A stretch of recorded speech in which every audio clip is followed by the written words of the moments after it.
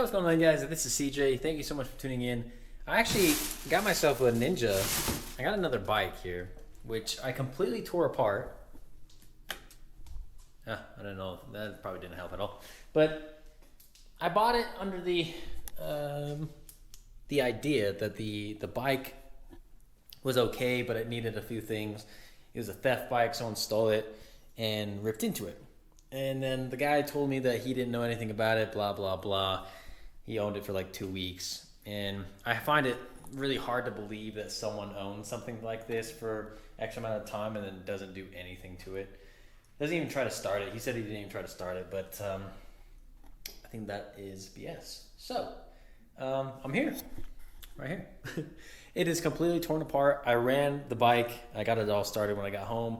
And unfortunately, it had rod knock. And it had this bearing spun. And it just was bouncing back and forth.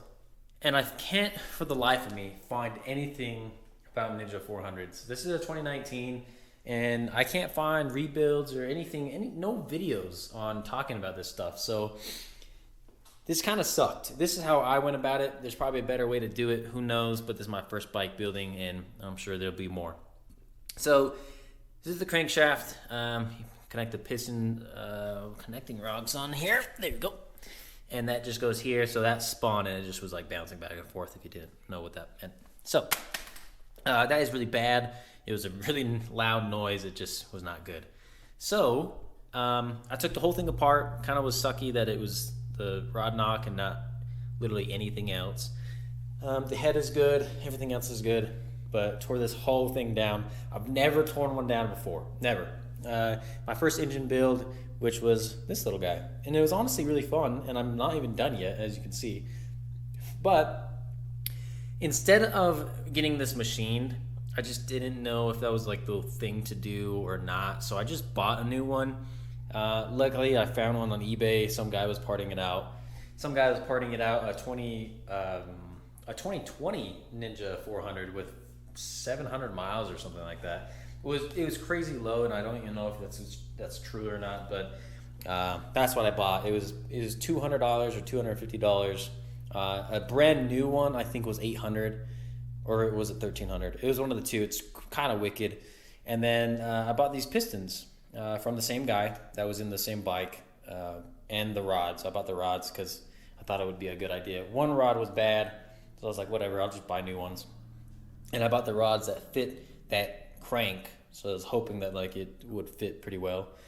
And yeah, everything went back together pretty well and easily. And you can see these are the pistons before. This was what was in my Ninja 400.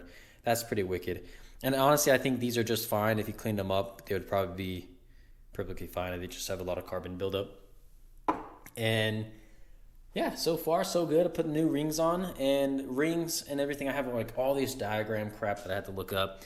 Rings had to go in like one way. You can see that there's an opening here, and then the second ring, I don't know what they're all called. Second ring is pointing opposite, so the opening's here.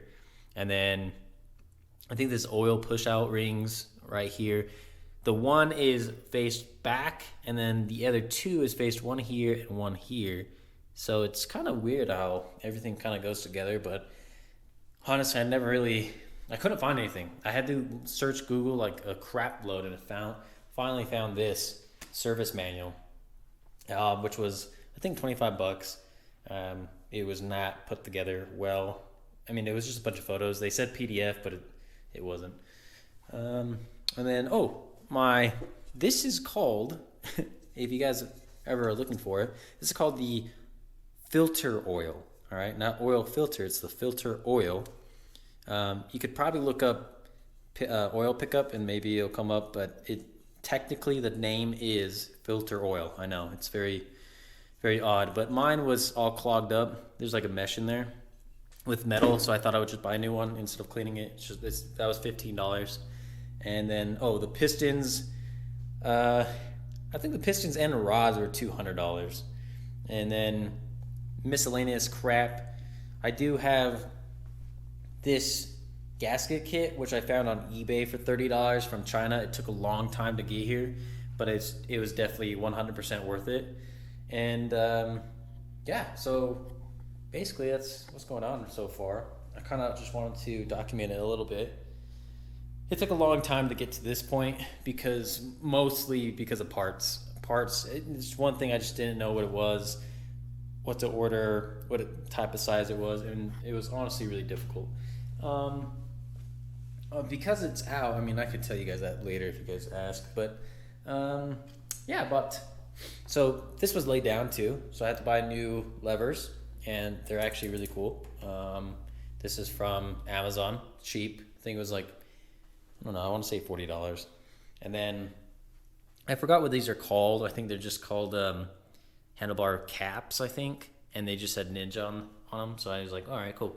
And I saw this one, Ninja. Same thing, all on Amazon.